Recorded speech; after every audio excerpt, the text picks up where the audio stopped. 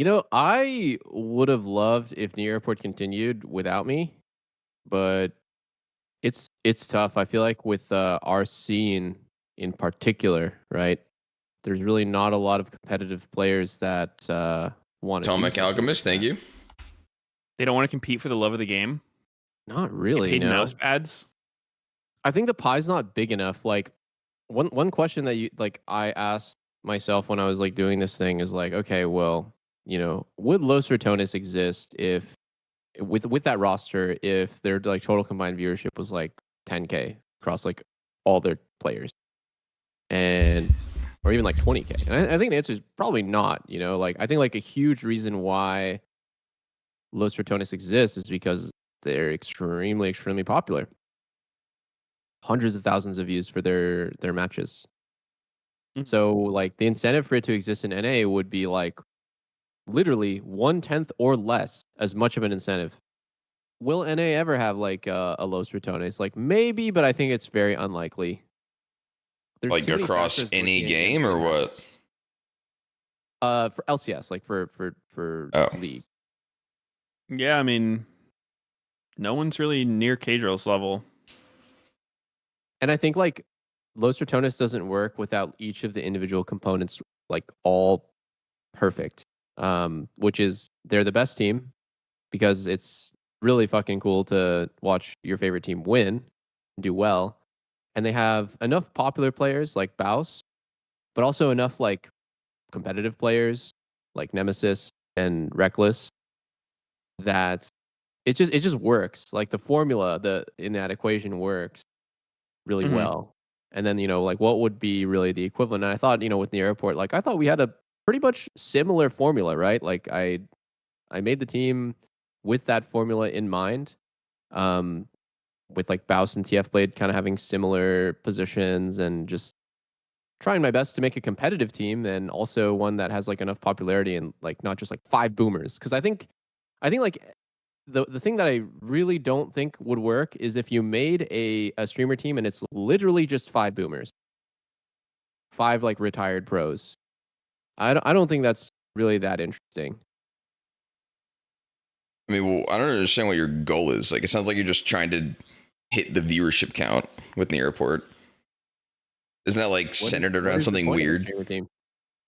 Yeah, but That is like, that is the goal of a streamer team. that can't just be the goal. It's like I want to be popular. You know, No, like you you want to can't be the just. best. And in the pursuit of being the best, in pursuit of being the best team, you hope that there will be some sort of return on your investment because you're investing quite a lot of time and effort and energy and stress and commitments to like your scheduled scrims, matches, reviews, draft meetings, time that you're spending off stream talking to your teammates and discussing stuff, watching VODs. All that stuff needs to amount to something. Otherwise, you're literally just playing an academy. Yeah, I mean, the goal is to win, but the way you're describing it is just I like think you expected like extreme viewership or something that just doesn't exist. No, I think it was successful. I think Near Airport was successful in viewership. It was overall like the match day viewership was good for everyone, and it was like a significant increase.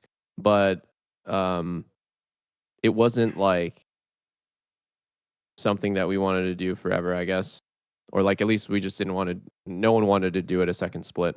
I don't think anyone. I don't think you guys wanted to do it at all, based on everything you guys kept saying about even if you won. Like you guys said, you wouldn't even play. Yeah, like the LCS Mhm. split. I don't understand why you guys did it at all. It made no sense to me. You didn't want to play the LCS split. You didn't want to play more than one split. It was Why did we don't. do it? Try it out, bro.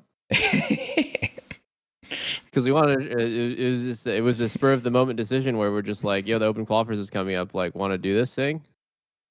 Yeah, I mean, it started from Spica, right? Yeah, we just wanted to try it. I mean, I don't think there's anything wrong when you're streaming, just like trying something new and seeing how it goes. Not a single person on the team was like, dude, this is gonna be it. This is gonna like pop the fuck off and I think be you would just the have to match. really enjoy it for it to be worth it. Like Yeah. I I can only see something like that working. Like I think if your goal is viewership or being the next Los Ratones, it's probably not going to happen for really anyone. But I think if you just have like people you really enjoy playing with, and it's like good vibes, probably good content, then it doesn't seem bad. Yeah. I feel like if Tyler One was involved with some kind of team like that, it would be very interesting to watch.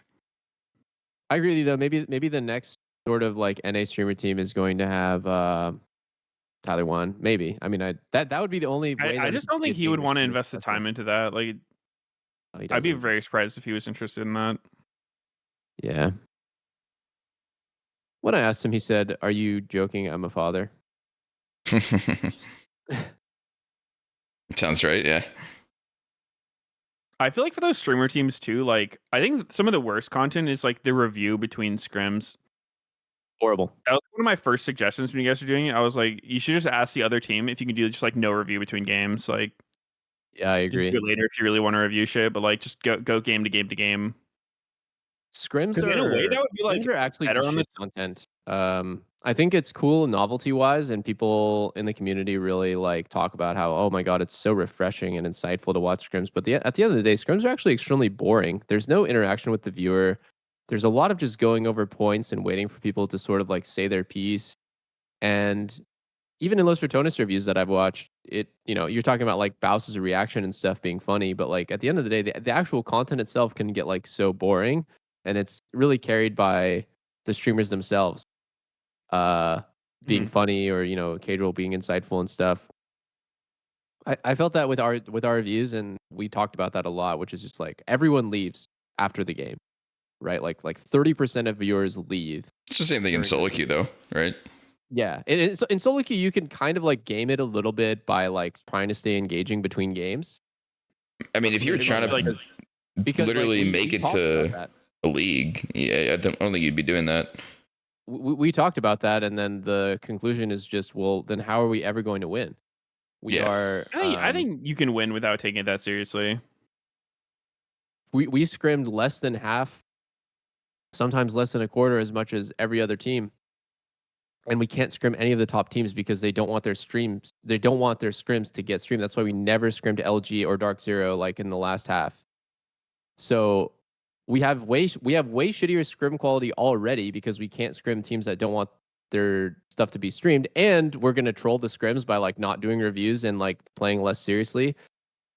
We're not that much better than everyone else. I don't think like, I just wouldn't consider that trolling. To be interacting with your chat. It's trolling. It's trolling. During scrims. It's trolling for sure. I don't think it's trolling. Not do reviews. Dude, I've had some of the best scrims on teams where we don't communicate with each other at all, like silent scrims. But that's different because they're focused. They're focused. You're talking about like literally reading chat and interacting with your chat. I mean, not like fucking responding to every message, but like, a middle ground between not interacting whatsoever and narrating every Twitch chat message. I think it would be really hard, and you'd have to like rewire everyone's brain to not go into scrim mode, but like not go fully into solo queue mode. We talked about it, and we just thought, okay, well, what is the ultimate goal of the team? It's to win, right? And the natural byproduct of winning should be that it's interesting to watch our team, because if you end up like Ruddy Sack or like one of those like super washed streamer teams where everyone sucks balls, it's like no one really wants to watch. It's kind of honestly sad and embarrassing. Wow. Jesus Christ. It's true. Like, you talking about the first version or whatever? Yeah, like just in general, like the idea who's even on that one being like a bunch of 25 to 30-year-old retired players getting completely rinsed by fucking like. Oh, okay, I mean, it's bad content. It's unironically like, they have to be winning for sure, but that's the problem with all competitive things. Like, it's not interesting if you're losing. Yeah, so assuming that our number one goal out of the whole thing is to win. If Los Ratones was feeding, it would be horrible. Like, they would not be getting the viewership it's getting if they're feeding their dicks off, but they're winning. Yeah. If Los Ratones sucked. And this goes also back to this thing. Like, if Los Ratones wasn't popular, I don't think they would have continued. But they're so successful that it would be a fucking troll for them not. Yeah, I mean, part of it is literally just Cadrel, just mad viewership alone. Yeah, he's a fucking goat.